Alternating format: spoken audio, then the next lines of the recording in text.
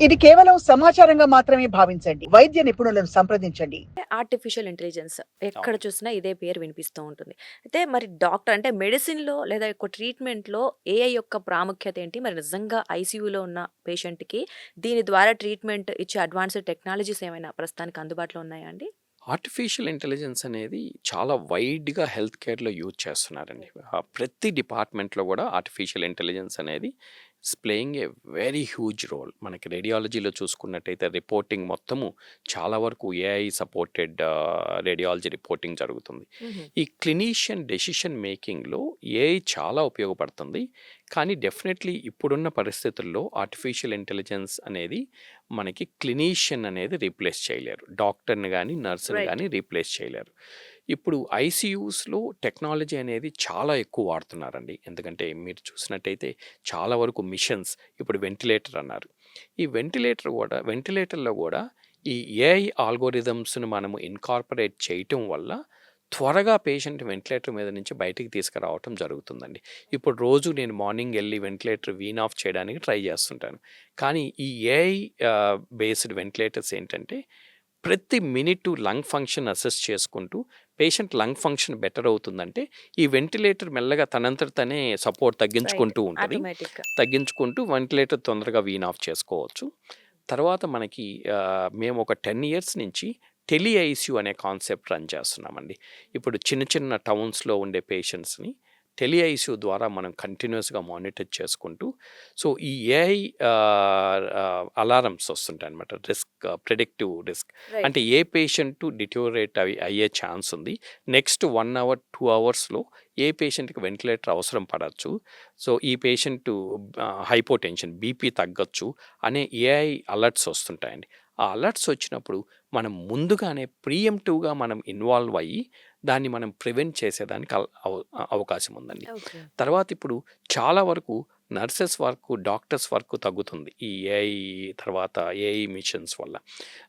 అంటే ఇప్పుడు మనము యూరిన్ అవుట్‌పుట్ కాలిక్యులేట్ చేయటము, తర్వాత చాలా వరకు డాక్యుమెంటేషను, తర్వాత పేషెంట్ కొన్ని కొన్ని కెమెరాస్ పెట్టి ఆ పేషెంట్ మూవ్‌మెంట్ కూడా మనం క్యాప్చర్ చేయగలుగుతున్నాం. ఓకే. ఎక్కడో యూఎస్‌లో ఉండే పేషెంట్‌నో లేకపోతే ఇప్పుడు ఆఫ్రికన్ కంట్రీస్‌లో ఉండే పేషెంట్స్‌నో మనం ఇండియా ద్వారా మనం మానిటర్ చేయగలుగుతున్నామండి. ఇప్పుడేంటంటే చాలా సెన్సార్స్ టెక్నాలజీ. వచ్చినియి.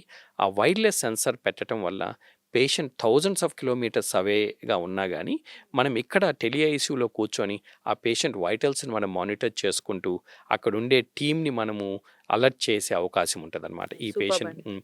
సో, అట్లా మనము కేర్ అనేది అక్రాస్ ద కంట్రీ ఈ 2 టైర్ టా ప్లే టౌన్స్‌లో గూడా ఈ ఇంటెన్సివ్ కేర్‌ని తీసుకెళ్ళి చాలా క్లోజ్‌గా వీళ్ళందరినీ మానిటర్ చేయటం వల్ల అవుట్‌కమ్స్ డెఫినిట్‌గా బెటర్ అవుతున్నాయి. వాళ్ళందరినీ మనం ఇక్కడికి షిఫ్ట్ చేయాల్సిన అవసరం లేకుండా పెద్ద హాస్పిటల్స్‌కి ఐసీయూ ఈ టెర్షియరీ ఆర్ క్వాటర్నరీ కేర్ హాస్పిటల్స్‌కి షిఫ్ట్ చేయకుండా అలాగే చిన్న టౌన్స్‌లో గూడా మనము వాళ్ళని ట్రీట్ చేయొచ్చు. డిటోరియేట్ కాకుండా ట్రీట్ చేసేదానికి అవకాశం ఉంటదండి. నైస్ అండి. నిజంగా సూపర్బ్ ఇది మాత్రం. అంటే ఇంకా ఫ్యూచర్‌లో ఏఐ టెక్నాలజీని ఇంకా ఎక్కువ యూజ్ చేసే ఛాన్స్ ఉందంటారా? డెఫినెట్‌గా అండి. ఫ్యూచర్‌లో ఇప్పుడు వచ్చేటువంటి ప్రతి ఒక్క ఎక్విప్‌మెంట్ గూడా ఈ ఏఐ ఆల్గోరిథమ్స్ ఇన్కార్పొరేట్ చేసి మనము ఈ ఎక్విప్‌మెంట్స్ రావటం వల్ల చాలా వరకు మనము ఈ ఆర్గాన్ సపోర్ట్స్‌ని త్వరగా వీన్ ఆఫ్ చేయటం అనేది జరుగుతుంది. తర్వాత ఇంతకుముందు ఆహ్, ఈ మనము వాడేవాళ్ళమండి. హ్మ్. స్టెతస్కోప్ వాడేవాళ్ళం. ఇప్పుడు ఐసీయూస్‌లో అల్ట్రాసౌండ్ అనేది స్టెతస్కోప్‌ని రీప్లేస్ చేసిందనమాట. సో, అల్ట్రాసౌండ్ ద్వారా మనకి ఈ డయాగ్నోసిస్ తర్వాత క్లినీషియన్ డెసిషన్ సపోర్ట్ సిస్టమ్ చాలా ఇంప్రూవ్ అయింది. సో, ఈ అల్ట్రాసౌండ్స్ కూడా మొత్తం ఏఐ ఇంటిగ్రేటెడ్ అల్ట్రాసౌండ్స్ ఇంతకుముందు దానికొక కోర్సు, ఒక ట్రైనింగ్‌కెళ్ళాల్సొచ్చేది. ఇప్పుడు మనము డయాగ్నోసిస్‌తో పాటు మొత్తము అల్ట్రాసౌండ్ మనం ఆ ప్రోబ్ పెట్టిన వెంటనే క్లినీషియన్స్‌కి మొత్తం డీటెయిల్స్ రావటం వల్ల ఈవెన్ రిమోట్‌లీ ట్రీట్ చేయడం కూడా ఈజీ అవుతది. తర్వాత మనం ఈ టెక్నాలజీ ఎక్విప్‌మెంట్ వల్ల త్వరగా పేషెంట్ ఐసీయూ నుంచి రికవర్ అయ్యి బయటికి రావడం. త్వరగా బయటికెళ్ళేదానికి అవకాశం ఉంటది. తర్వాత ఈ ఐసీయూ నుంచి మనం బయటికి షిఫ్ట్ చేసిన తర్వాత నెక్స్ట్ 48 అవర్స్ కొంచెం క్రిటికల్‌గా ఉంటుందండి.